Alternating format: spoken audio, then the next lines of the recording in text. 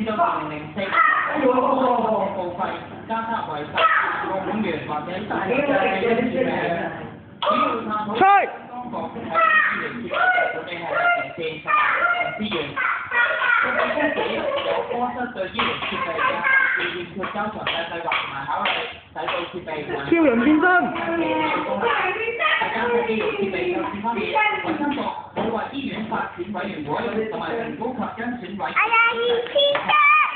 呢兩個委員會能夠發出醫療嘅費用記錄，做不出佢嘅56個醫療設備嘅第一步嘅樣本，能夠提供確實嘅記錄，部分嘅內不足，肌肉訓練不足，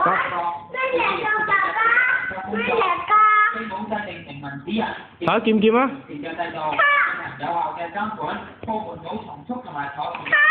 哎呀！設備嘅報廢喺6年能夠盡早同埋有效咁樣發揮可用嘅剩餘。而對醫療設備亦都冇設立到評估嘅機制。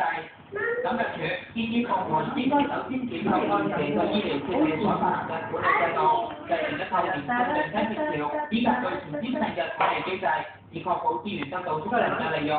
另外，亦都要制定冇搞啦！購置計劃，並且加強同各單位嘅聯繫溝通。應該制定制度化嘅管理模式，使到設備能夠得到妥善嘅管理，並且發揮最大嘅效益。報廣視記者曹永賢報道。對於呢份統計報告，衞生局作出部分事件嘅實際情況同報告更加和，並且